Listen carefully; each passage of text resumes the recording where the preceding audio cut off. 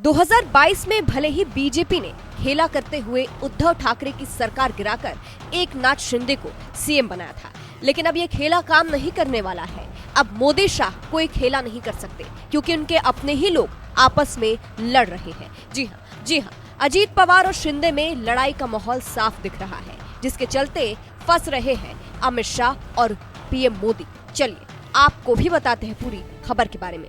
अब देखिए, महाराष्ट्र में होने वाले विधानसभा चुनाव को लेकर सियासत बढ़ गई है। इधर कांग्रेस मजबूत होती जा रही है तो उधर बीजेपी खुद में ही कंफ्यूज है क्योंकि उनके आपस में ही लड़ाई चल रही है। शिंदे गुट के नेता का अजीत पवार पर विवादित बयान। शिवसेना शिंदे गुट के नेता ने अजीत पवार को लेकर विवादित बयान दे दिया है।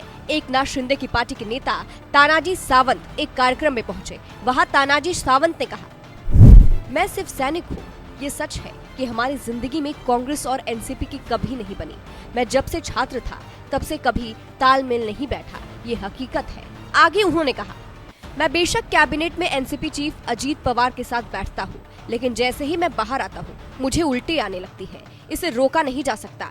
ऐसा नहीं है कि इसे बदला नहीं जा सकता, बल्कि हम अपने सिद्धांतों को लेकर प्रतिबद्ध हैं। एलर्जी वाले शख्स को जैसे गोलियां खाने पर उल्टी गिरती है, वैसे स्थिति मेरे साथ है। अब इस बयान की बात से कहा जा रहा है कि महाराष्ट्र में क्या अजीत पवार और शिंदे गुट में सब कुछ सही नहीं चल रहा है? दोनों के बीच झगड़ा शुरू हो गया है। क्या दोनों के बीच झगड़ा है जो इस बयान के सहारे सामने आ रहा है? भले ही एनसीपी चीफ अजीत पवार को महाराष्ट्र का डिप्टी सीएम बना दिया गया है, लेकिन अंदर की लड़ाई साफ नजर आ रही है और महाराष्ट्र विधानसभा चुनाव के वक्त ऐसे एक दूसरे के खिलाफ बयान देना बहुत कुछ बयां कर रहा है। दोनों की लड़ाई में फंस गए मोदी शाह। अब देखिए, मोदी शाह तो यही सपना देख रहे हैं कि हर किसी को वो अपनी तरफ कर चुके हैं। ऐसे में महाराष्ट्र में जीत उनकी ही होगी, लेकिन उनकी एक गलतफहमी अब दूर होती दिख रही है क्योंकि अंदर खानी लड़ाई शुरू हो गई है। जिस तरह से शिवसेना शिंदे गुट के नेता अजीत पवार पर ऐसा निशाना साध रहे हैं, उससे फंस रहे हैं पीएम मोदी और गृह मंत्री अमित शाह, क्योंकि अगर ऐसी लड़ाई चलती रहेगी तो उनका महाराष्ट्र जीतने का सपना ही रह जाएगा। महाराष्ट्र में राहुल ने बनाया माहौल। कांग्रेस की बात करें तो कांग्रेस उद्धव ठाकरे की शिवसेना शरद पवार की एनसीपी के साथ मिलकर चुनाव लड़ रही है। हालांकि चेहरे का ऐलान नहीं हुआ है, लेकिन कांग्रेस मजबूत होती दिख रही है। अभी हाल फिलहाल ही महाराष्ट्र के सांगली के कड़े गांव पहुंचे कांग्रेस नेता राहुल गांधी ने पार्टी कार्यकर्ताओं को संबोधित किया। इस दौरान उन्होंने बीजेपी पर, मोदी पर जमकर निशाना साधा। अंत में आपको राहुल के उस बयान के साथ छोड़े जा रहे हैं। फिलहाल आपको क्या लगता है? क्या अजीत पवार और शिंदे की इस लड़ाई में मोदी शाह फंस रहे? क्या उनकी हार होगी? कमेंट करके जरूर बताइएगा।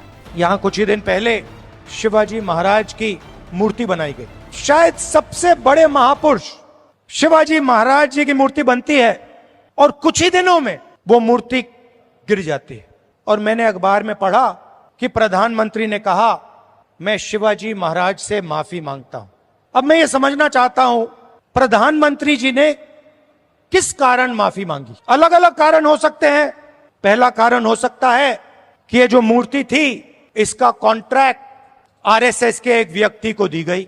शायद प्रधानमंत्री जी कह रहे हैं कि नहीं, मैंने गलती की, मुझे ये कॉन्ट्रैक्ट आरएसएस के व्यक्ति को नहीं देनी थी, ये मुझे कॉन्ट्रैक्ट मेरिट पे देना था। शायद वो गलती हो सकती है। दूसरी गलती हो सकती है, शायद प्रधानमंत्री इसके लिए माफी मांग रहे हैं कि मैंने जिसको कॉन्ट्रैक्ट दिलवाया उसने भ्रष्टाचार किया, महाराष्ट्र के लोगों से चोरी की। यह कारण हो सकता है। तीसरा कारण हो सकता है कि आपने शिवाजी महाराज की मूर्ति बनाई और आपने इतना भी ध्यान नहीं दिया कि वो मूर्ति खड़ी रहे। जहां भी आप देखोगे सड़क बनती है, भ्रष्टाचार, सरकारी भ्रष्टाचार से बनी है, सरकारी चोरी करके बनी है, सरकारी एमएलए को पैसा बन के दे के बनी है। ये बीजेपी की सरकार नहीं है, ये आपकी सरकार थी। इसको तोड़कर चोरी करके ले गए ये लोग। और प्रधानमंत्री को सिर्फ शिवाजी महाराज से माफी नहीं मांगनी चाहिए। अगर माफी मांग रहे हैं तो महाराष्ट्र के हर व्यक्ति से माफी मांगनी चाहिए।